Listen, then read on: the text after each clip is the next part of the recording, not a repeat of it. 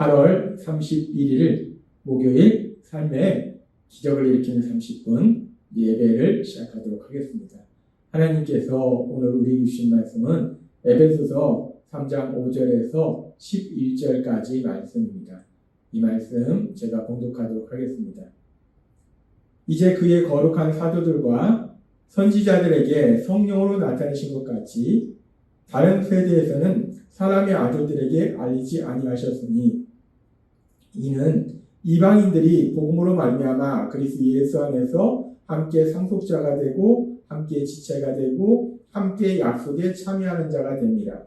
이 복음을 위하여 그의 능력이 역사하시는 대로 내게 주신 하나님의 은혜의 선물을 따라 내가 일꾼이 되었노라. 모든 성도 중에 지극히 작은 자보다 더 작은 나에게 이 은혜를 주신 것은 측량할 수 없는 그리스도의 풍성함을 이방인에게 전하게 하시고 영원부터 만물을 창조하신 하나님 속에 감추어졌던 비밀의 경륜이 어떠한 것을 드러내게 하려 하십니다. 이는 이제 교회로 말미암아 하늘에 서 있는 통치자들과 권세들에게 하나님의 각종 지혜를 알게 하려 하시니 곧 영원부터 우리 주 그리스도 예수 안에서 예정하신 뜻대로 하신 것이라. 아멘. 오늘 이 시간 하나님께서 우리에게 주신 말씀을 듣기 전에 잠시 기도하는 시간 갖도록 하겠습니다. 하나님 아버지, 오늘도 이 시간 우리를 사랑하셔서 우리에게 찾아오신 하나님, 그 하나님이 주신 말씀을 통해서 우리를 사랑하신 그 하나님, 그 하나님의 놀라우신 사랑을 다시 한번 기억하게 하시고 그 하나님이 우리의 삶을 아시고 우리의 삶 속에 능력이 역사하시는 믿음으로 인해서 담대히 이 땅을 살아가며 우리 하나님의 기쁨이 되는 삶을 살아갈 수 있는 저희 모두가 될 수 있도록 은혜 베풀어 주옵소서. 예수님의 이름으로 감사하며 기도드렸나이다. 아멘. 에베소서 3장 5절에서 9절은 이렇게 말씀합니다. 이제 그의 거룩한 사도들과 선지자들에게 성령으로 나타내신 것 같이 다른 세대에서는 사람들의 아들들에게 알리지 아니하셨으니 이는 이방인들이 복음으로 말미암아 그리스도 예수 안에서 함께 상속자가 되고 함께 지체가 되고 함께 약속에 참여하는 자가 됩니다. 이 복음을 위하여 그의 능력이 역사하시는 대로 내게 주신 하나님의 은혜의 선물을 따라 내가 일꾼이 되었노라. 모든 성도 중에 지극히 작은 자보다 더 작은 나에게 이 은혜를 주신 것은 측량할 수 없는 그리스도의 풍성함을 이방인에게 전하게 하시고 영원부터 만물을 창조하신 하나님 속에 감추어졌던 비밀의 경륜이 어떠한 것을 드러내게 하려 하십니다. 아멘. 바울 사도는 다시 한번 분명하게 고백합니다. 모든 성도보다 지극히 작은 자보다 더 작은 나에게. 바울 사도는 자신이 얼마나 보잘것없는 존재인지에 대해서 분명하게 말합니다. 내가 예수님 믿기 전에는 그렇게 보잘것없는 존재였는데 그런 나에게 하나님께서 은혜를 주신 것은 그렇게 하나님께서 그런 보잘것없는 나에게 은혜를 주셔서 나를 하나님의 자녀 삼아주시고 나를 은혜의 복음을 증거할 수 있는 전하는 사도로의 직분을 주신 것은 그로 인해서 하나님의 비밀, 즉 십자가에 돌아가신 예수님 그리고 부활하신 예수님, 십자가와 예수님의 십자가와 부활의 그 비밀, 그 하나님의 지혜를 사람들에게 특별히 이방인들에게 전하게 하셔서 이방인들도 하나님의 자녀가 되고 하나님의 가족이 되어서 하나님이 주신 그 복을 누리도록 하기 위함이다 라고 바울 사도는 고백합니다. 하나님이 정말 보잘것없는 자신에게 은혜를 주셔서 그렇게 이방인이었던 많은 사람들, 특별히 이 에베소 서서를 읽고 있는 에베소 교회 성도님들에게 하나님의 자녀고 하나님의 가족이고 하나님이 주신 복을 누리도록 하시기 합니다 라고 고백하더라는 겁니다. 그렇게 바울 사도는 고백하고 그러면서 계속해서 에베소 3장 10절에서 11절은 이렇게 말씀합니다. 이는 이제 교회로 말미암아 하늘에 서 있는 통치자들과 권세들에게 하나님의 각종 지혜를 알게 하려 하십니다. 곧 영원부터 우리 주 그리스도 예수 안에서 예정하신 뜻대로 하신 것이다. 하나님께서 영원전부터 계획하신 대로 예정하신 대로 지금 이 말씀이니까 교회로 말미암아 하늘에 서 있는 통치자들과 권세들에게 하나님의 각종 지혜를 알게 하려 하십니다. 이 하늘에 있는 이 교회를 통해서 하늘에 있는 통치자들과 권세들에게 하나님의 지혜를 알게 한다는 거예요. 여기서 하늘에 있는 통치자들과 권세들이 무엇을 의미하는가?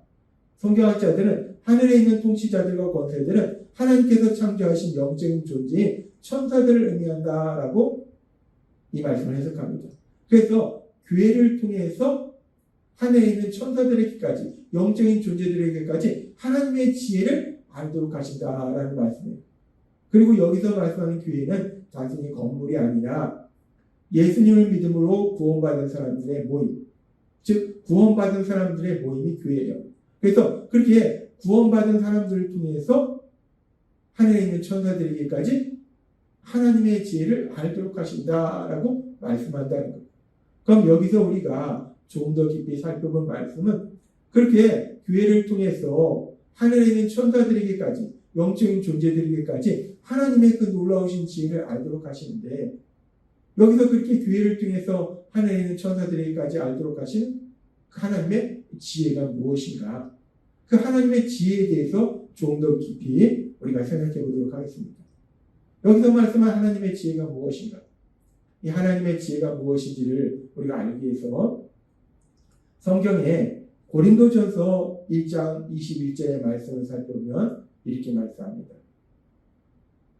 하나님의 지혜에 있어서는 이 세상이 자기 지혜로 하나님을 알지 못함으로 하나님께서 전도에 미련한 것으로 믿는 자들을 구원하시길 기뻐하셨도다. 하나님의 지혜에 있어서는 이 세상이 자기 지혜로 하나님을 알지 못함. 하나님은 이 땅을 창조하신 창조주이시고 우리는 그 피조물이기 때문에 하나님의 그 놀라우신 지혜를 피조물인 우리가 가지고 있는 그 지식으로 지혜로 도저히 알 수가 없다는 거예요. 그렇게 하나님의 지혜, 그 하나님의 지혜를 우리가 알 수 없는데 근데 그 하나님의 지혜가 무엇인가? 우리가 계속되는 말씀을 살펴보면 고린도전서 1장 22절에서 23절은 이렇게 말씀합니다. 유대인은 표적을 구하고 헬라인은 지혜를 찾으나 우리는 십자가에 못 박힌 그리스도를 전하니 유대인은 거리끼는 것이요 이방인에게는 미련한 것이로되라고 말씀합니다. 유대인들은 표적을 구하고 헬라인은 지혜를 찾는다라고 말씀합니다.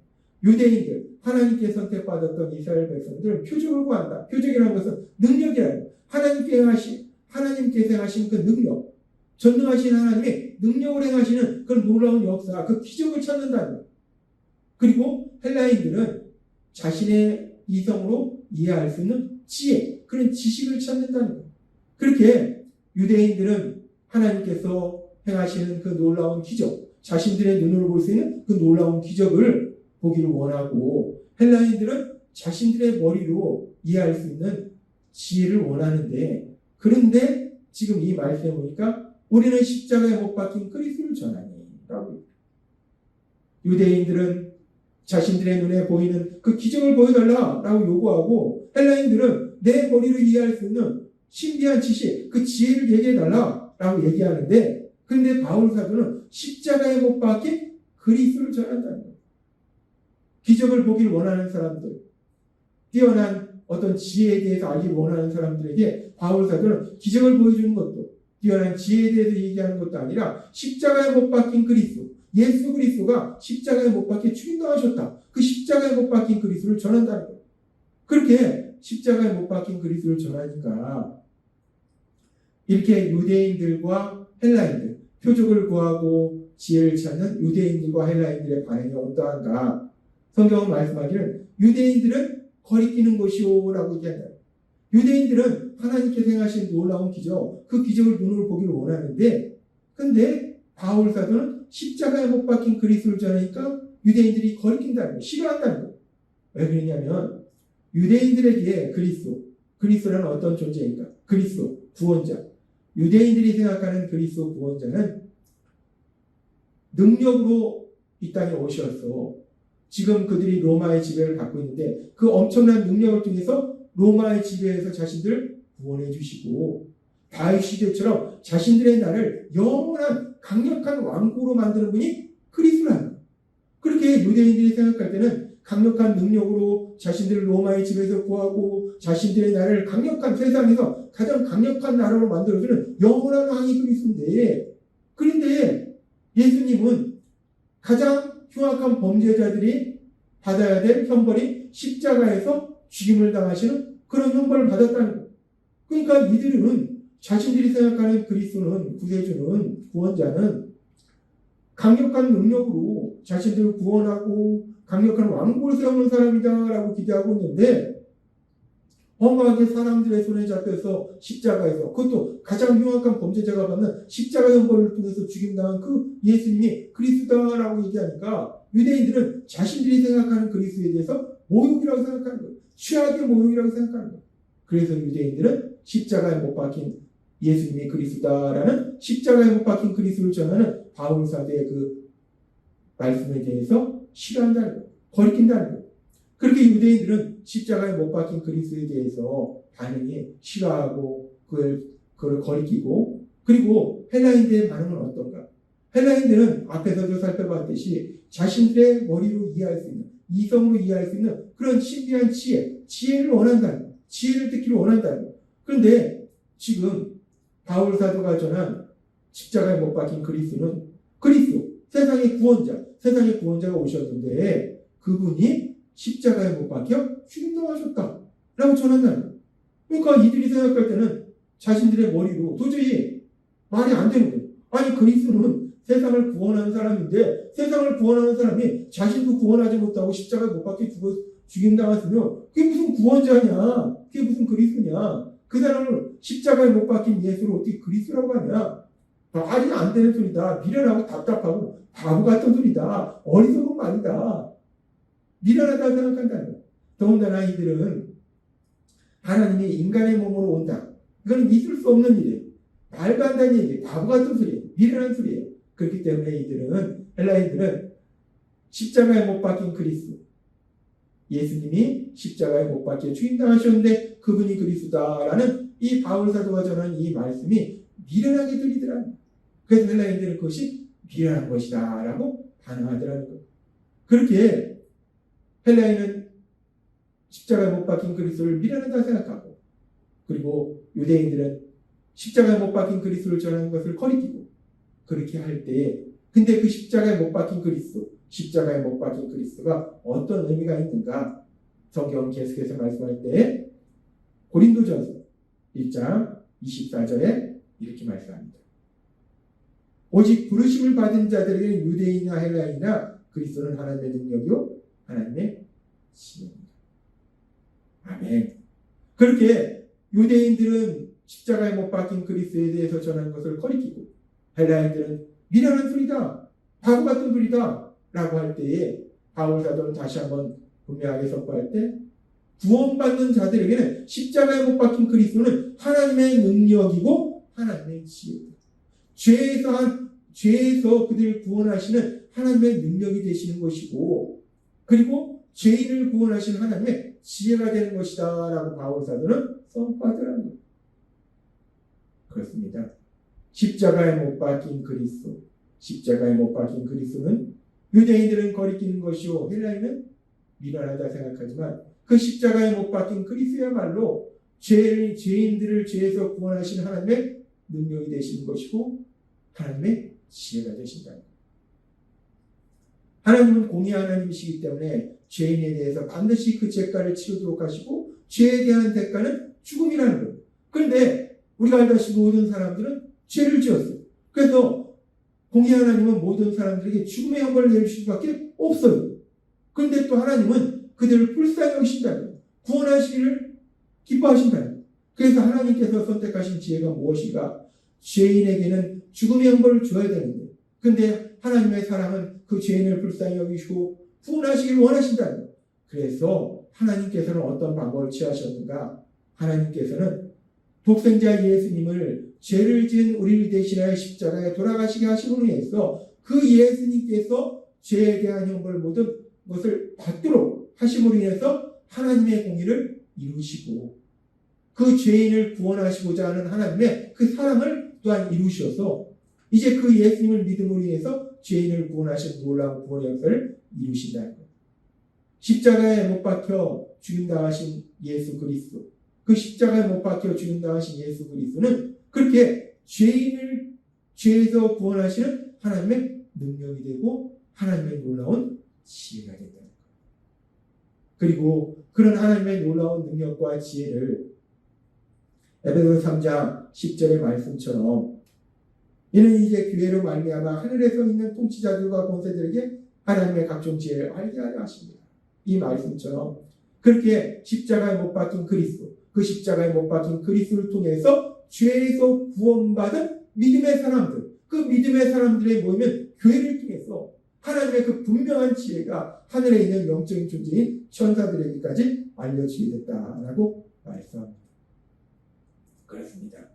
십자가에 못 박힌 그리스도, 십자가에 못 박힌 그리스도는 유대인들에게는 거리끼는 것이요 헬라에게는 미련하게 보일지라도 구원받은 자에게는 구원을 이루시는 하나님의 능력이 되고 하나님의 지혜가 된다. 그리고 그렇게 하나님의 능력이며 하나님의 지혜가 되신 십자가에 못 박힌 그리스도, 그 그리스도를 통해서 오늘 예배를 드린 우리가 죄에서 구원받아서 하나님의 자녀가 되고 하나님의 가지고 이 땅을 살아가고 있음을 믿습니다.